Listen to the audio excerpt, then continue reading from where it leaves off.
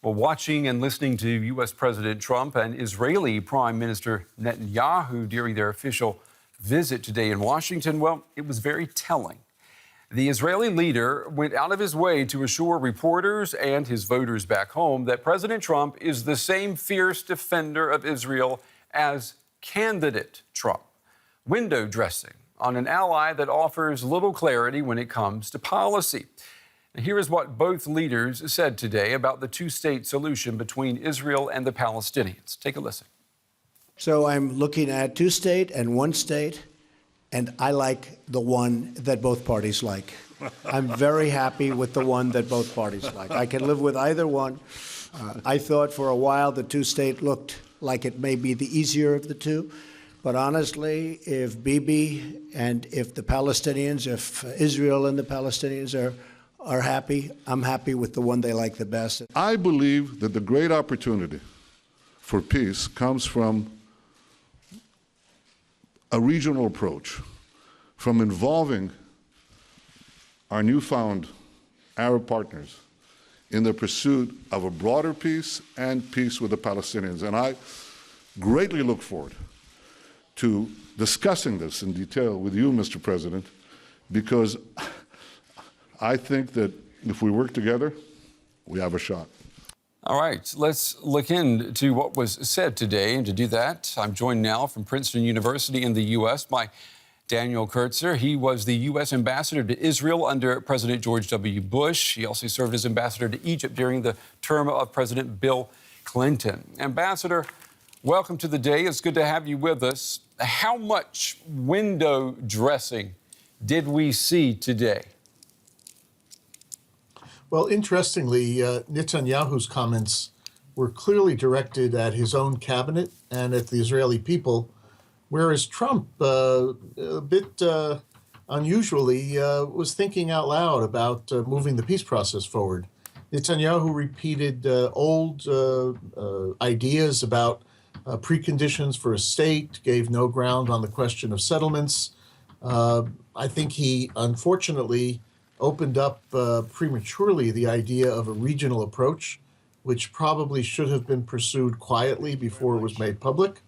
Mr. Trump, on the other hand, did advise Mr. Netanyahu in front of the cameras to cut back on settlements and indicated that his goal is peace, even if there may be different options to get there. Yeah, it's interesting you mentioned the settlements. We know that during the campaign last year, Donald Trump came out for the settlement policy. Take a listen to what he said today. As far as settlements, I'd like to see you hold back on settlements for a little bit. We'll work something out, but I would like to see a deal be made. I think a deal will be made. It might be a bigger and better deal than people in this room even understand. That's a possibility. So let's see what we do. Let's try it. Doesn't sound too optimistic, but that's he's a good negotiator. That's the art of the deal. Yeah, the art of which deal? That's the question. Ambassador, can you tell us tonight, is the Trump Mideast policy, is there a clear one to you?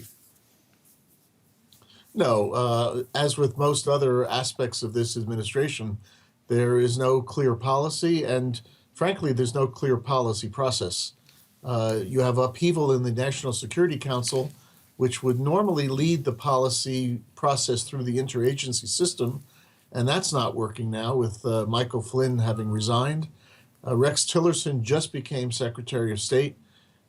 So the president, between tweets and these public comments, is offering a little bit of a glimpse into what he's thinking, but there's no policy yet. And I think if, in fact, if the president wants his son-in-law, Jared Kushner, to become the special envoy, they ought to, roll up their sleeves and get to work. They have a lot of homework to study, and it's a very tall hill to climb right now. Yeah, you mentioned his son-in-law. What about the president's pick for U.S. ambassador to Israel, David Friedman? How strange is that decision to you? It's very strange and almost incomprehensible. You want an ambassador who can do three things. Number one, represent the president's policy, and I'm sure Friedman would argue that he can do that. But you also need an ambassador who can reflect the variety of opinion within the United States to the country where he's going to be going, and a person who can reflect the variety of opinion within the country where he's been stationed. And Friedman has proven that he's a very divisive candidate who appeals only to the extreme right wing in the United States and the extreme right wing in Israel. He even has alienated major sections of the American Jewish community with name calling. So it's a very unusual appointment and one that I don't think is going to help Trump or Kushner advance the agenda. What about what we've been seeing this week, the Michael Flynn resignation? How detrimental will that be to Israeli-U.S. ties? Well, it's terribly detrimental for an administration that hasn't yet found its footing. What you want in the first instance is a pretty easy confirmation process for your cabinet nominees. And while that's happening, you want your national security structure to be set up. It wasn't so easy to get the cabinet nominees through, and now you have this upheaval within the National Security Council. On the other hand, Flynn himself was a very divisive and extreme character. And so in some ways, even though it will set back the organization of the National Security Council, if Trump brings in a more moderate organizer, one who can bring the agencies to think together and to hammer out policy, it may actually be beneficial that they got rid of Flynn early on rather than later. Although we have to say, Michael Flynn, he was really the biggest hawk on Iran in the Oval Office with this administration, and now he's gone.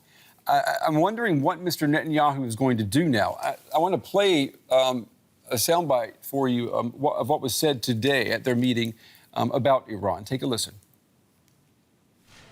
The security challenges faced by Israel are enormous, including the threat of Iran's nuclear ambitions, which I've talked a lot about. One of the worst deals I've ever seen is the Iran deal. My administration has already imposed new sanctions on Iran, and I will do more to prevent Iran from ever developing, ever, a nuclear weapon. Ambassador, before we let you go, I want to ask you about both of these leaders and how they click with each other. Do you think they understand each other better due to the fact that both of them are not strangers to suspicions and accusations of unethical practices? Look, I think we're in the first quarter of a football game or the first inning of a baseball game, and both of them had a very strong reason to portray a relationship that was built on a solid foundation. They've known each other for a while. They both did not like Barack Obama. Netanyahu had a very toxic relationship with President Obama. So in this first meeting, it was very important for both of them to get along and to show both the people of America and of Israel that they could do that. But you have very strong-willed leaders on both sides. Donald Trump doesn't like to be lectured, and he heard a lecture today. Now, Netanyahu can get away with it because it's a first meeting, and he was talking mostly to his own people. But imagine what happens if they're sitting in the Oval Office and Netanyahu treats Trump to a long lecture about Jewish history or anti-Semitism. Trump won't like that, and it'll lead to problems. So I'm not sure that the personal relationship here is going to be sustained over time. They may find some common strategic interests, but it'll be interesting to watch these two self-centered, in some way narcissistic personalities, how they get along in a bilateral relationship. Former ambassador to Israel for the United States, Mr. Daniel Kurtzer. Ambassador, thank you very much for joining us tonight on The Day. We appreciate it. A pleasure. Thank you.